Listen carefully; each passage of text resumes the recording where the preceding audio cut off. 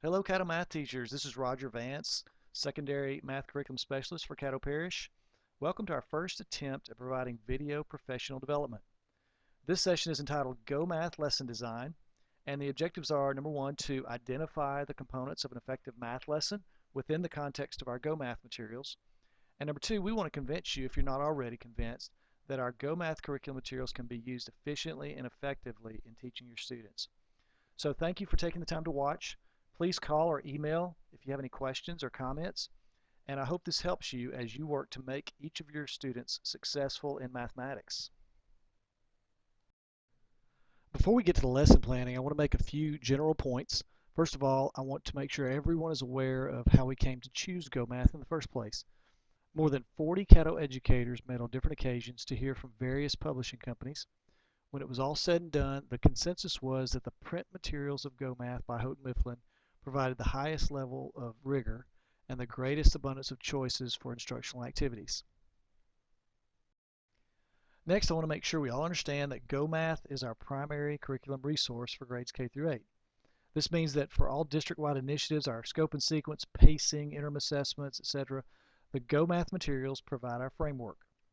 They give us an overall context in which to teach our standards and prepare our kids for state testing and the next grade level. Now, understanding that there is no such thing as a perfect curriculum resource, we certainly encourage you to use other activities as you see fit. I know most of you have some great activities that have proven successful, and I want to encourage you to use those, particularly in place of a Go Math lesson that you feel is in some way insufficient for addressing the particular objectives at hand. Just please don't lose sight of the fact that Go Math is our primary resource. And finally, as we transition to the purpose of this video, I want to point out the 5E structure used in every Go Math lesson. While it is not a district requirement that you follow this structure in Caddo Parish, it is a research-based lesson planning guide that is used in many other contexts outside of Go Math. Many of our Caddo teachers have shared with me that the 5Es have helped them so far to be more efficient in lesson planning and have provided a sound structure within which to operate. We also don't want you to lose sight of the concrete representational abstract components that we spent so much time with last year. I see the 5Es as simply more specific, but perfectly compatible with CRA. As you can see on the screen, I've added those words to the 5Es, but they wouldn't necessarily fall always into explore, explain, elaborate. Just use them as tools in a way that work for you as you provide great instruction for your kids. I have to say a huge thank you to Kathy Garner and her students at Herndon for being such good sports during the filming of some video clips that you're about to see. It can be very nerve-wracking to teach with a cameraman floating around the room, and I'm very grateful that she agreed to let us do it. So now let's see what an effective Go Math lesson plan might look like in a real Caddo classroom. Remember, the objectives of this presentation are to identify the components of an effective Go Math lesson, and to convince every math teacher in Caddo Parish, if you're not already convinced, that our Go Math materials can be used effectively and efficiently in guiding your students to be successful in mathematics.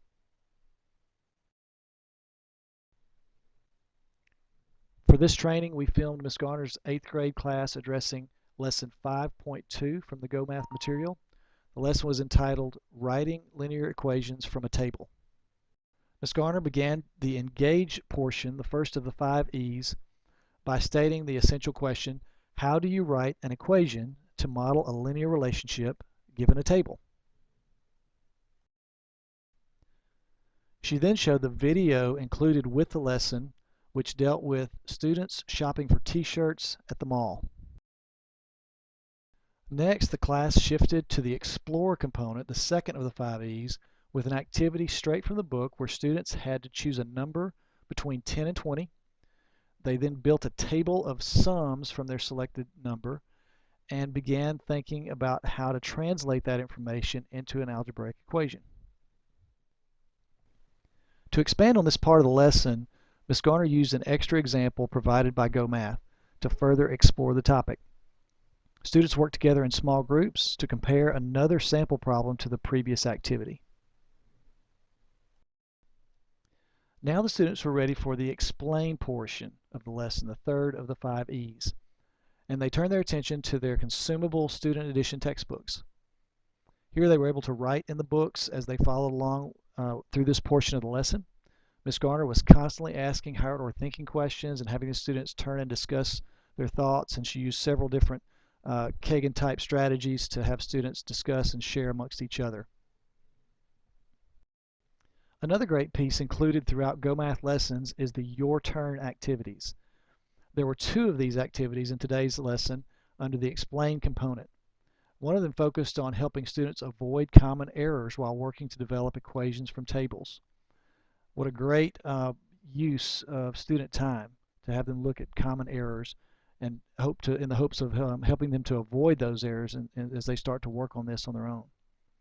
The other Your Turn activity provided 2 real-world connections for the students to discuss and work through.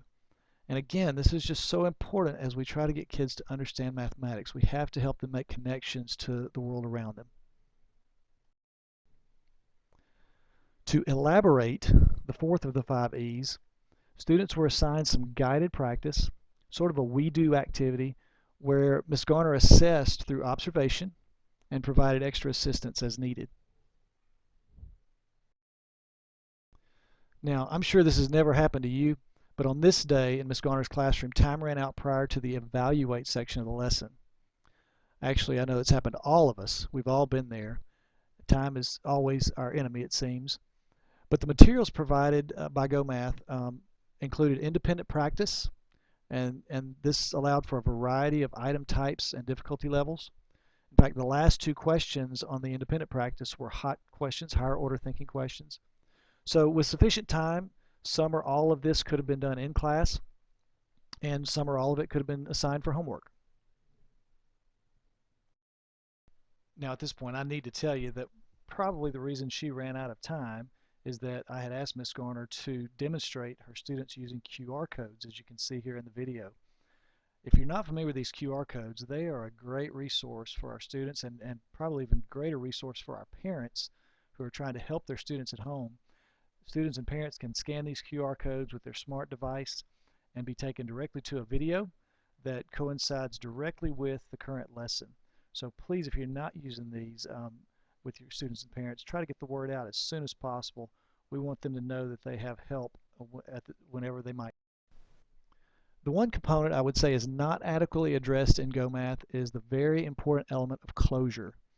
Hopefully, as teachers, we all understand how important it is to provide sufficient time to properly close out our lessons each day. So much research indicates that this is a key component of students retaining what they've learned and really being able to carry that forward toward application and higher orders of Bloom's taxonomy. Since this is not spelled out for us in Go Math as much as the other components of an effective lesson, please add this to your daily to-do list. Do not forget to make time for closure. Always make that a priority as you plan your lessons and try to manage your time. So there you have it. One example of a Caddo classroom using Go Math materials. And Ms. Garner uses these materials almost every day to help provide quality math instruction. Once again, I want to say thank you to her and her students for allowing us to come in and take a peek into their classroom. Along with this particular lesson, 8th grade lesson 5.2, there's a great virtual manipulative tool to help with student understanding. Students are able to manipulate the sliders related to the coefficients in a linear equation and see the results on a graph instantly. This virtual tool is actually more aligned with lesson 5.1, but could be used at the end of 5.2 or somewhere within that context to review that lesson and have students make statements comparing what they see on the screen to the topic of today's lesson in 5.2. Just an example of a great resource from Go Math. To find this and many other tools and resources, you would go to your dashboard on the Go Math website. If you don't have a login for this Go Math website, you need to contact me as soon as possible. We were hoping that all teachers had this information prior to the start of school, but if someone slipped through the cracks, or if you're new to Caddo and you haven't yet received login information, please contact me at the email that'll show on the last part of this video. So you would go to your dashboard and click the Browse button in the top right corner of the screen. Now on the left side of the screen, you click Program Structure, then Grade Level Resources, Since Ms. Garner's class was studying Lesson 5.2, we would click on Module 5,